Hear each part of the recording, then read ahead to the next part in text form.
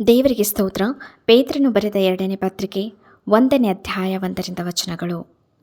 ಏಸು ಕ್ರಿಸ್ತನ ದಾಸನೂ ಅಪೊಸ್ತಲನೂ ಆಗಿರುವ ಸಿಮೆಯೋನ ಪೇತ್ರನು, ನಮ್ಮ ದೇವರ ಮತ್ತು ರಕ್ಷಕನಾದ ಯೇಸು ಕ್ರಿಸ್ತನ ನೀತಿಯಿಂದ ನಮ್ಮೊಂದಿಗೆ ಅಮೂಲ್ಯವಾದ ನಂಬಿಕೆಯನ್ನು ಹೊಂದಿದವರಿಗೆ ಬರೆಯುವುದೇನೆಂದರೆ, ದೇವರ ವಿಷಯವಾಗಿಯೂ ನಮ್ಮ ಕರ್ತನಾದ ಯೇಸುವಿನ ವಿಷಯವಾಗಿಯೂ ಪರಿಶುದ್ಧ ಜ್ಞಾನವು ನಿಮಗೆ ಉಂಟಾಗುವುದರಲ್ಲಿಯೂ ಕೃಪೆಯೂ ಶಾಂತಿಯೂ ನಿಮಗೆ ಹೆಚ್ಚೆಚ್ಚಾಗಿ ದೊರೆಯಲಿ.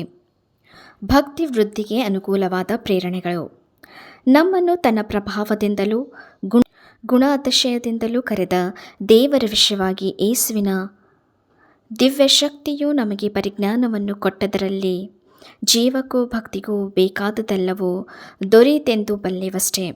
ನೀವು ಲೋಕದಲ್ಲಿ ದುರಾಶೆ ಉಂಟಾದ ಕೆಟ್ಟತನಕ್ಕೆ ತಪ್ಪಿಸಿಕೊಂಡು ದೇವ ಸ್ವಭಾವದಲ್ಲಿ ಪಾಲನ್ನು ಹೊಂದುವರಾಗಬೇಕೆಂಬ ಉದ್ದೇಶದಿಂದ ದೇವರು ತನ್ನ ಪ್ರಭಾವ ಗುಣಾತಿಶಯಗಳಿಂದ ಅಮೂಲ್ಯವಾಗಿಯೂ ಉತ್ಕೃಷ್ಟವಾಗಿಯೂ ಇರುವ ವಾಗ್ದಾನಗಳನ್ನು ನಮಗೆ ದಯಪಾಲಿಸಿದ್ದಾನೆ.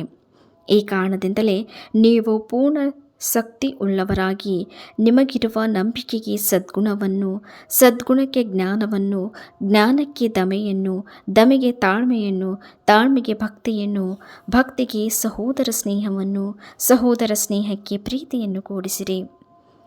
ಇವು ನಿಮ್ಮಲ್ಲಿದ್ದು ಹೆಚ್ಚುತ್ತಾ ಬಂದರೆ ನಮ್ಮ ಕರ್ತನಾದ ಯೇಸು ಕ್ರಿಸ್ತನ ಸಂಬಂಧವಾದ ಪರಿಜ್ಞಾನವನ್ನು ಹೊಂದುವ ವಿಷಯದಲ್ಲಿ ನಿಮ್ಮನ್ನು ಆಲಸ್ಯಗಾರರು, ನಿಷ್ಫಲರು ಆಗದಂತೆ ಮಾಡುತ್ತವೆ. ಇವುಗಳಿಲ್ಲದವನು ಕುರುಡನಾಗಿದ್ದಾನೆ. ಅವನು ದೂರದೃಷ್ಟಿ ಇಲ್ಲದವನಾಗಿದ್ದು ತನ್ನ ಹಿಂದಿನ ಪಾಪಗಳು ಪರಿಹಾರವಾಗಿ ತಾನು ಶುದ್ಧನಾದದ್ದನ್ನು ಮರೆತು ಬಿಟ್ಟಿದ್ದಾನೆ. ಆದುದರಿಂದ ಸಹೋದರರೇ, ದೇವರು ನಿಮ್ಮನ್ನು ಕರೆದದ್ದನ್ನು ಆದುಕೊಂಡದ್ದನ್ನು ದೃಢಪಡಿಸಿಕೊಳ್ಳುವುದಕ್ಕೆ ಮತ್ತಷ್ಟು ಪ್ರಯಾಸಪಡಿರಿ. ಹೀಗೆ ನೀವು ಮಾಡಿದರೆ ಎಂದಿಗೂ ಎಡವುವುದಿಲ್ಲ ಮತ್ತು ನಮ್ಮ ಕರ್ತನೂ ರಕ್ಷಕನೂ ಆಗಿರುವ ಯೇಸು ಕ್ರಿಸ್ತನ ನಿತ್ಯ ರಾಜ್ಯದಲ್ಲಿ ಪ್ರವೇಶಿಸುವ ಹಾಗೆ ದೇವರು ನಿಮಗೆ ಧಾರಾಳವಾಗಿ ಅನುಗ್ರಹಿಸುವನು. ಕರ್ತನಾದ ಯೇಸು ಕ್ರಿಸ್ತನ ಪ್ರತ್ಯಕ್ಷತೆಯನ್ನು ಎದುರು ನೋಡುವುದಕ್ಕೆ ದೃಢವಾದ ಆಧಾರ ಉಂಟು. ಆದ್ದರಿಂದ ನೀವು ಈ ಸಂಗತಿಗಳನ್ನು ತಿಳಿದವರಾಗಿ ನಿಮಗೆ ದೊರಕಿರುವ ಸತ್ಯದಲ್ಲಿ ಸ್ಥಿರವಾಗಿದ್ದರೂ ಅವುಗಳನ್ನು ನಿಮಗೆ ಜ್ಞಾಪಕ ಕೊಡುವುದಕ್ಕೆ ನಾನು ಯಾವಾಗಲೂ ಸಿದ್ಧವಾಗಿರುವೆನು. ನಾನು ನನ್ನ ದೇಹವೆಂಬ ಗುಡಾರದಲ್ಲಿರುವ ತನಕ ನಿಮ್ಮನ್ನು ಜ್ಞಾಪಕಪಡಿಸಿ ಪ್ರೇರೇಪಿಸುವುದು ಯುಕ್ತವೆಂದೆನಿಸಿದ್ದೇನೆ. ಯಾಕಂದರೆ ನಮ್ಮ ಕರ್ತನಾದ ಯೇಸು ಕ್ರಿಸ್ತನು ನನಗೆ ತಿಳಿಸಿದ ಪ್ರಕಾರ ಈ ಗುಡಾರವನ್ನು ಕಿತ್ತು ಹಾಕುವ ಕಾಲ ಬೇಗನೆ ಬರುತ್ತದೆಂದು ಬಲ್ಲೆನು. ನೀವು ನನ್ನ ಮರಣಾನಂತರದಲ್ಲಿ ಇವುಗಳನ್ನು ಯಾವಾಗಲೂ ಜ್ಞಾಪಕ ಮಾಡಿಕೊಳ್ಳುವುದು ಸಾಧ್ಯವಾಗುವಂತೆ ಪ್ರಯಾಸಪಡುವೆನು.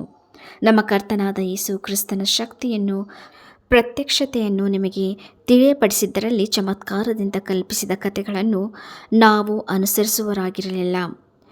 ಆತನ ಮಹತ್ತನ್ನು ಕಣ್ಣಾರೆ ಕಂಡವರಾಗಿ ತಿಳಿಯಪಡಿಸಿದೆವು. ಈತನು ಪ್ರಿಯನಾಗಿರುವ ನನ್ನ ಮಗನು, ಈತನನ್ನು ಮೆಚ್ಚಿದ್ದೇನೆ ಎಂಬಂಥ ವಾಣಿಯು ಸರ್ವೋತ್ಕೃಷ್ಟ ಪ್ರಭಾವದಿಂದ ಆತನಿಗೆ ಉಂಟಾದುದರಲ್ಲಿ ಆತನು ತಂದೆಯಾದ ದೇವರಿಂದ ಘನಮಾನಗಳನ್ನು ಹೊಂದಿದ್ದಾನಲ್ಲವೇ. ನಾವು ಪರಿಶುದ್ಧ ಪರ್ವತದ ಮೇಲೆ ಆತನ ಸಂಗಡ ಇದ್ದಾಗ ಆಕಾಶದಿಂದ ಬಂದ ಆ ವಾಣಿಯನ್ನು ನಾವೇ ಕೇಳಿದೆವು. ಇದಲ್ಲದೆ ಪ್ರವಾದನ ವಾಕ್ಯವು ನಮಗೆ ಮತ್ತು ದೃಢವಾಗಿದೆ. ನಿಮ್ಮ ಹೃದಯದೊಳಗೆ ಬೆಳ್ಳಿಯು ಮೂಡಿ ಅರುಣೋದಯವಾಗುವ ಪರ್ಯಂತರ ಅದನ್ನು ಕತ್ತಲೆಯಾದ ಸ್ಥಳದಲ್ಲಿ ಪ್ರಕಾಶಿಸುವ ದೀಪವೆಂದೆಣಿಸಿ ಅದಕ್ಕೆ ಲಕ್ಷ್ಯ ಕೊಡುವುದೇ ಒಳ್ಳೆಯದು. ಶಾಸ್ತ್ರದಲ್ಲಿರುವ ಯಾವ ಪ್ರವಾದನ ವಾಕ್ಯವೂ ಕೇವಲ ಮನುಷ್ಯ ಬುದ್ಧಿಯಿಂದ ವಿವರಿಸತಕ್ಕದ್ದಲ್ಲವೆಂಬುದನ್ನು ಮುಖ್ಯವಾಗಿ ತಿಳಿದುಕೊಳ್ಳಿರಿ.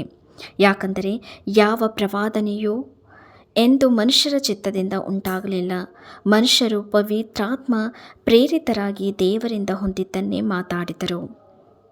ಈ ವಾಕ್ಯವು ಪೇತ್ರನು ಬರೆದ 2ನೇ ಪತ್ರಿಕೆ 1ನೇ ಅಧ್ಯಾಯ 1ರಿಂದ 21 ತನಕ ವಚನಗಳು.